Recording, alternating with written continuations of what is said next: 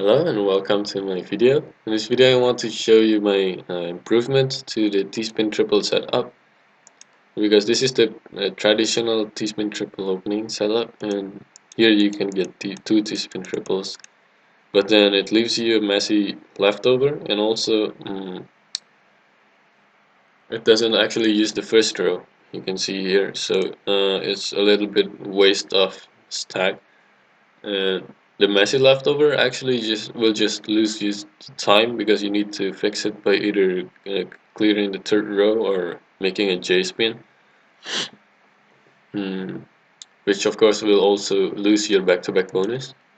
And so in my opening I just replaced the O piece with the J piece, because this way we can use the first row to create a T-spin mini. And this T-spin mini is worth a lot, because then it gives us the back-to-back bonus, which gives us the first T-spin triple not only sends 6 lines, but plus back-to-back bonus, which is 50%, so it's 9 lines, and then it leaves us STS the setup. So the next is T-spin double and then another T-spin double. So it sends more lines and it doesn't leave a bad leftover afterwards. And the tricky part is actually this is not much harder than a normal T-spin triple opening, except the first part, which is getting the T-spin mini. So I will be explaining it very detailed here. First step, we can mentally divide the board.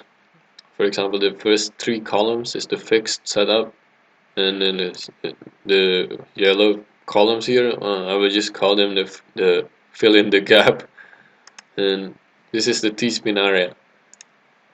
And so in the first part, which is the fixed setup, it's always the same, J and Z piece. So whenever possible, you will want to do this with the first piece, with the first bag. So after, if you can do this, which most of the time you should be, then you just need to compare which comes first, S or I piece. Because if the S piece comes first, actually, in both cases, you just need to put them on the left side of the T-spin area, which is the right half of the board, and then you just fill in the gap, and you get the T-spin mini. It also works with eyepiece. And you put on the left side, and then fill in the gap, and you get a T-spin mini. And filling the gap is very easy, because if you get an eyepiece, the only possibility left for the next piece is either an O piece, which can fill, or L piece, or S piece, or of course T piece. But T piece, you are supposed to hold it for the T-spin, so there's no problem.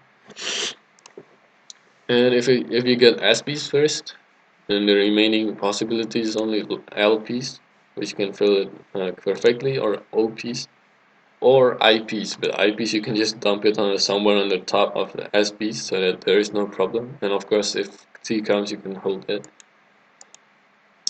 So it's 100% chance of success when you can make this setup on the left side and within the first bag.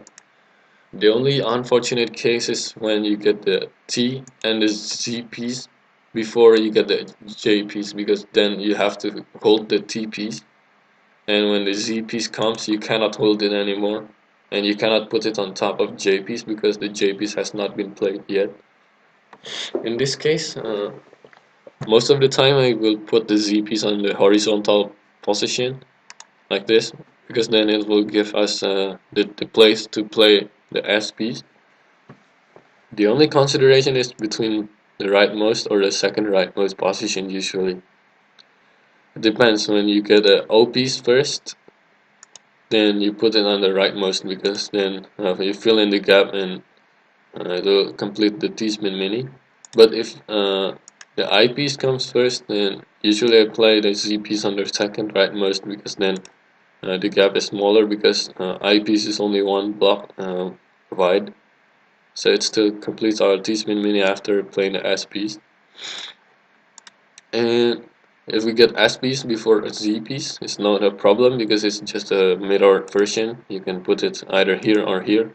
If you get I piece, put it on the second leftmost, and if you get O piece, you gotta put it on the leftmost.